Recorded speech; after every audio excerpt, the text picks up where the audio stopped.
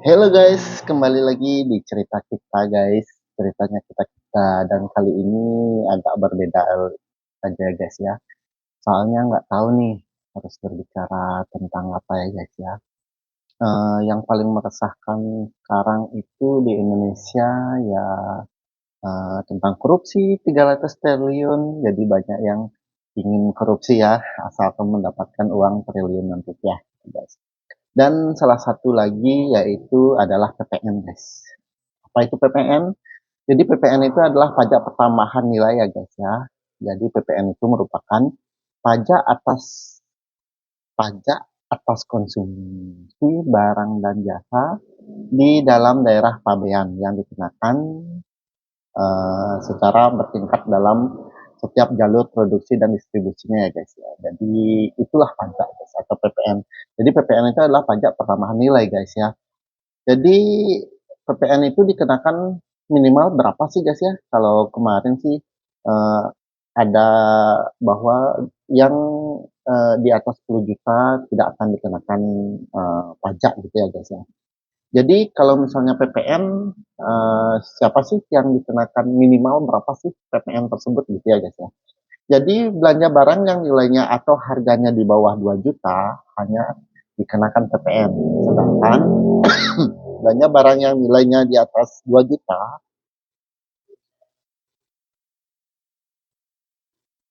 di atas 2 juta itu akan dikenakan PPN dan PPh pasal 22 guys. Gitu. Jadi PPN itu kalau misalnya di barang di bawah 2 juta itu dikenakan PPN, sedangkan uh, yang di atas 2 juta itu akan dikenakan PPN dan PPh pasal 22 guys. Nah, sekarang kita akan membicarakan tentang 5 fakta tentang kenaikan PPN 12% ini guys ya.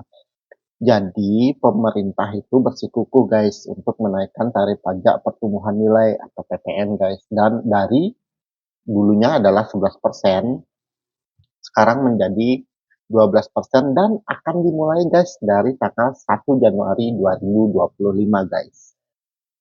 Apa sih alasan pemerintah guys untuk menaikkan PPN dari 11% menjadi 12% nih guys?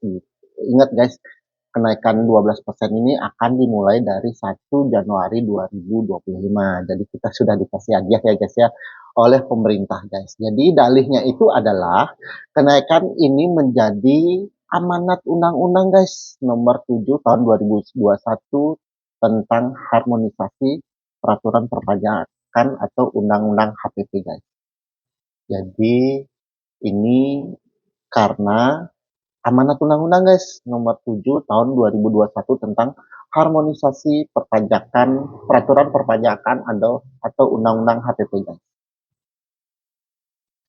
Jadi kenaikan PPN ini mematik reaksi keras dari sejumlah kalangan guys. Jadi meskipun sudah menjadi amanat undang-undang, meskipun PPN ini sudah menjadi amanat undang-undang guys, mereka memandang bahwa kenaikan ini berpotensi mencekik masyarakat yang sekarang telah tercekik guys daya belinya guys.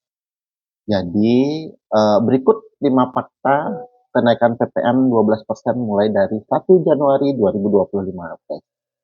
Pertama, diinisiasi di era uh, Pak Presiden Jokowi guys ya, dan berlakunya 1 Januari 2025. Kita tahu dulunya itu PPN adalah 10% guys dan di era Pak Jokowi itu PPN-nya naik menjadi 11% guys dan sekarang akan dinaikkan kembali dan berlakunya itu Januari 2025 guys. Rancangan Undang-Undang HPP merupakan rancangan undang-undang usulan inisiatif pemerintah yang saat itu dipimpin oleh Presiden ketujuh kita yaitu Pak Joko Widodo. Awalnya rancangan undang-undang ini bernama Rancangan Undang-Undang Ketentuan Umum dan Tata Cara Perpajakan atau KUP guys. Jokowi kemudian mengirimkan surat Presiden atau Surpres nomor R21 eh, nomor 21 guys ke DPR pada tanggal 5 Mei 2021 guys untuk membahas RUU KUP. Kemudian surat keputusan pimpinan DPR RI ditekan pada tanggal 22 Januari 2021 guys. Jadi agar kalian tahu aja ya sejarahnya dari kenapa PPN ini menjadi naik 12% guys, dan akan dimulai di tanggal 1 Januari 2025 guys. Jadi setelah Pak Presiden menerbitkan surprise surprise pada tanggal 5 Mei 2021, kemudian dilanjutkan dengan surat keputusan pimpinan DPR pada tanggal 22 Juni 2021 guys. Pembahasan rancangan undang-undang memakan waktu sekitar 3 bulan guys, hingga disahkan guys. Jadi DPR RI kemudian membentuk panitia kerja atau panja untuk membahas RUU itu. Secara resmi, rancangan undang-undang KUP itu mulai dibahas pada tanggal 28 Juni 2021 dan pembahasan rancangan undang-undang bernama rancangan undang-undang HPP atau rancangan undang-undang HPP guys. RUU APP gitu guys ya. Pembahasan ini memakan waktu 3 bulan guys, hingga disahkan pada tanggal 29 September 2021 guys. Setelah COVID nih guys ya. Jadi rancangan undang-undang ini dibahas setelah COVID guys. 8 fraksi partai DPR menyetujui rancangan undang-undang ini dan segera disahkan dalam rapat paripurna. Nah, apa aja fraksi DPR yang menyetujui rancangan undang HPP ini? Yang pertama yaitu pemenang Pilpres kemarin ya guys ya, pada saat Jokowi itu yaitu partai PDIP, Gerindra, Golkar, PAN, Demokrat, Nasdem, PKB, dan P3 guys. Hanya PKS saja yang menolak pada saat itu guys. Hingga kemudian pada tanggal 29 Oktober guys 2021, Pak Presiden kita waktu itu yaitu Pak Joko Widodo menerbitkan Undang-Undang HPP guys. Dalam belietnya itu disebutkan bahwa PPN dinaikkan secara bertahap, yaitu seperti yang saya informasikan tadi guys ya, sempat 11% itu pada tanggal 1 April 2022 hingga nah ini 31 Desember 2024 guys. Dan akan dinaikkan menjadi 12% itu pada tanggal mulai dari tanggal 1 Januari nanti guys 2025. Jadi pergantian tahun jeder gitu kembang apinya, dan PPN kita, selamat PPN Anda sudah dinaikkan menjadi 12% guys. Jadi seperti itu ya guys ya. Pemerintah Jokowi pada saat itu mengklaim bahwa undang-undang HPP dirancang untuk meningkatkan pertumbuhan ekonomi yang berkelanjutan guys, dan mendukung pemulihan ekonomi yang lebih cepat guys.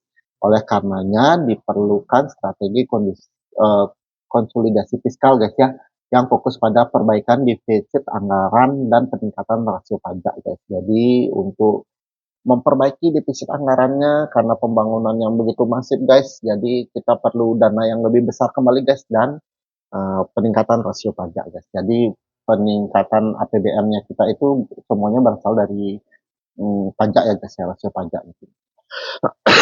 Selanjutnya yang kedua guys.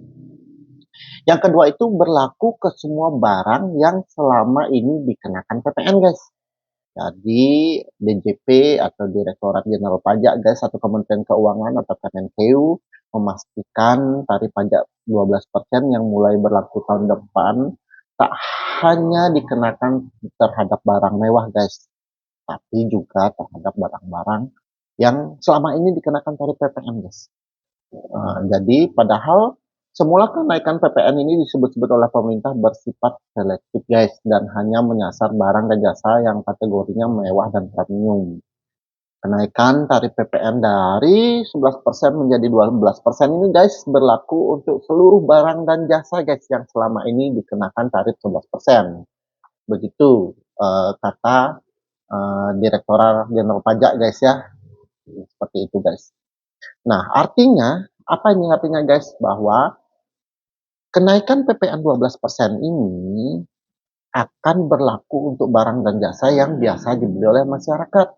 Mulai dari sabun mandi, makanan siap saji di restoran, pulsa, telepon, video berbayar, streaming, makanan barang makanan seperti itu guys ya. Ya semoga saja sih beras nggak naik guys ya.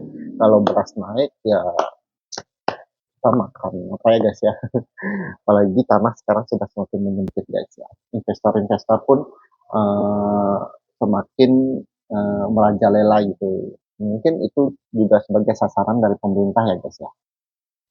Nah, selanjutnya yang ketiga. Jadi yang ketiga ini adalah petisi penolakan warga. Masyarakat ramai-ramai menandatangani guys ya, petisi berisi penolakan terhadap kenaikan PPN ini. Petisi ini berjudul "Pemerintah Segera Batalkan Kenaikan PPN". Ini sudah tayang di situs change.org sejak 19 November 2024 silam. Ya guys ya, jadi kalau kalian ingin juga melakukan penolakan terhadap PPN ini, dicoba saja guys ya di situs change.org yang sudah terbit sejak 19 November 2024 silam guys ya. Jadi kalau misalnya kalian sudah melihat situs tersebut, sudah ada 171.532 orang yang mengisi petisi tersebut ya guys ya. Pembuat petisi menganggap bahwa kenaikan PPN menjadi 12% ini menyulitkan rakyat ya guys ya, yang mengingatkan daya beli masyarakat sedang terpuruk. Ya benar sekali guys ya. Kebutuhan pokok sekarang bukan cuma sandang pangan dan papan guys, tapi juga banyak sekali kebutuhan pokok kita sekarang. Dan itu diwajibkan guys ya Kak. Tapi dulu pada saat COVID itu kebutuhan pokok kita apa? Internet, HP atau laptop. Itu untuk kebutuhan pokok anak-anak kita untuk belajar guys. Nah, apakah kita bisa cuma membeli HP, internet setiap bulan guys? Nah, itu pun akan dikenakan pajak lagi guys. Nah, gimana nasib masyarakat kita? Apakah butuh internet sekarang atau butuh makanan yang bergizi guys? Tentu saja butuh makanan yang bergizi guys ya. Tapi butuh makanan yang bergizi ini juga harus berhati-hati ya guys ya. Untuk mencegah stunting. Tapi kalaupun tidak ada paket internet, kita bisa apa guys ya, untuk saat ini ya guys ya, dengan teknologi semakin masif seperti ini. Selanjutnya yang keempat guys, ada barang yang dikecualikan guys. Nah, apa aja barang yang dikecualikan? Pemerintah menegaskan tak semua barang dan jasa kena tarif PPN menjadi 12% guys. Beberapa diantaranya malah digratiskan PPN-nya oleh pemerintah guys. Jadi pada saat itu Menteri Koordinasi Bidang Perekonomian Airlangga Hartarto waktu itu merincikan bahwa kebutuhan pokok yang mendapatkan fasilitas bebas PPN telah diatur dalam Perpres nomor 59 tahun 2020. Barang dan jasa yang termasuk diantaranya seperti apa saja guys? Beras, daging seperti ras ayam atau sapi, ikan seperti bandeng, cakalang, tongkol, tuna, kembung, banyar, gelombol, atau kalian mancing ikan sendiri di laut atau di sungai itu tidak akan kena PPN 12% guys, kecuali kalian menyewa perahunya, alat pancingnya, itu dikenakan PPN 12% guys ya. Selanjutnya adalah telur ayam, sayur-sayuran, buah-buahan, susu, garam, gula konsumsi, minyak telur, minyak goreng, cabai, dan minyak mewah lainnya. Nah, itu katanya, tapi kalau kita beli di minimarket, minyak goreng, beras, kena nggak dia PPN 12%? Sepertinya kena ya guys ya. Jadi kalian mungkin nanti setelah Januari 2025 nanti kita akan belanja ke minimarket. Kita coba scan nanti apakah akan dikenakan pajak 12%. Nah, atau itu cuma apakah itu cuma sebagai pembeloknya dari pemerintah aja bahwa beras tidak akan dikenakan seperti itu. Nanti kita coba guys. Apakah beras sekarang aja sudah mahal beras guys ya. Kemarin saya beli beras Ratu kalau nggak salah mereknya itu 358.000 guys, 25 kilo. Wah itu udah mahal sekali menurut saya guys ya. Karena gajinya UMR guys. Coba kalian bayangkan harus menghidupi beberapa keluarga gitu guys. Saya bukan generasi sandwich, tapi terkadang juga akan menjadi generasi sandwich guys. Kemudian jenis jasa yang mendapatkan fasilitas bebas PPN sesuai dengan PP nomor 49 tahun 2024 yaitu jasa pendidikan, jasa layanan kesehatan medis, jasa pelayanan sosial, jasa angkutan umum, jasa keuangan, jasa persewaan rumah susun sederhana. Nah, ini harus diperinci juga guys ya. Seperti contohnya jasa keuangan. Kalau jasa keuangan itu apakah nggak dikenakan dengan PPN pasal PPN 12% guys ya? seperti jasa keuangan itu kan kalau misalnya ada bank itu kan termasuk jasa keuangan, apakah itu nggak akan dikenakan? Habis itu setelah bank, koperasi atau lembaga keuangan lainnya itu apakah nggak akan dikenakan PPN 12% ini guys? Nggak kena PPN tapi kena pajak lainnya gitu kan. Namun pemerintah juga menerapkan bahwa barang-barang strategis tertentu masih dikenakan PPN sebesar 11%, dengan 1% sisanya ditanggung oleh pemerintah. Barang tersebut mencakup seperti contohnya yaitu minyak kita, tepung terigu, dan gula industri. Nah, ini kita juga nggak tahu ya sampai di mana nanti untuk pertanggungan 1% dari pemerintah ini, guys. Sebenarnya banyak sudah yang membicarakan bahwa kenaikan ini tidak cuma sekitar 1%, guys. Coba kita hitung secara garis besarnya, guys. Kalau misalnya kita beli barang 10.000, kalau dikenakan kemarin 11%, terus 10.000 itu dikali 11% berarti 1.100. Kalau misalnya sekarang 12%, yaitu 1.200, 100 rupiah itu bukan kenaikan dari 1%, guys. Kalau misalnya dihitung, ya itu lebih dari, katanya sih bisa jadi 20%. Saya juga nggak tahu, saya belum menghitung secara jelas ya guys ya. Terus yang kelima yaitu guyuran insentif untuk kompensasi. Jadi guna meredam dampak kenaikan PPN ini, pemerintah menyiapkan 6 paket kebijakan ekonomi berupa insentif hingga diskon pajak sebagai stimulusnya guys.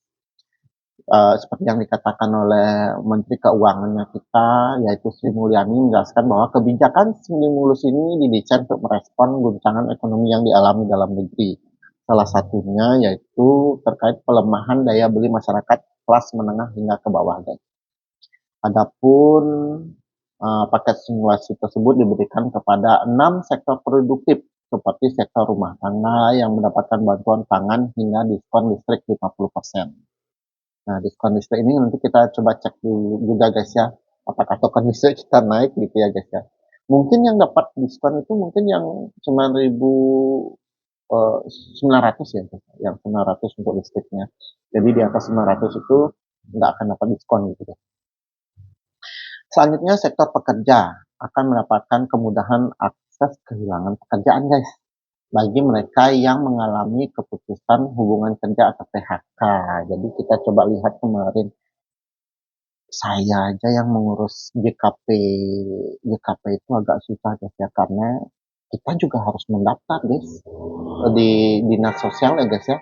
Perusahaan itu harus mendaftar, jadi kalian pun harus memberitahu perusahaan kalian agar segera melaporkan perusahaan tersebut di dinas sosial, agar kalian suatu saat kalau di PHK atau pemutusan hubungan kerja, kalian akan mendapatkan JKP guys. Jadi kalau nggak dapat JKP ya kalian bakalan susah sendiri gitu guys.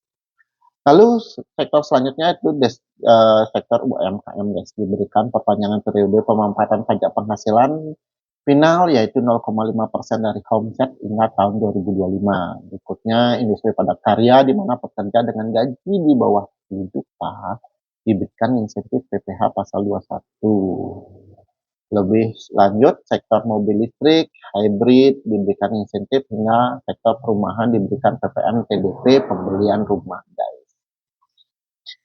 Jadi itulah guys ya 5 fakta tentang kenaikan PPN 12% guys. Jadi yang paling menarik itu adalah katanya ada beberapa sektor yang nggak akan dikenakan PPN 12 tersebut, yaitu kebutuhan pokok, yaitu pangan guys, seperti beras tadi saya lihat, telur, daging gitu nggak akan dikenakan. Kita coba lihat saja apakah tapi kalaupun daging misalnya transportnya itu dikenakan. Ya mungkin itu jadi pertanyaan ya guys ya. Jadi semua fakta PPN kenaikan itu tadi saya baca di cnnindonesia.com guys. Jadi kalau kalian ingin membaca lebih lanjut nanti silakan buka di cnnindonesia.com ya guys.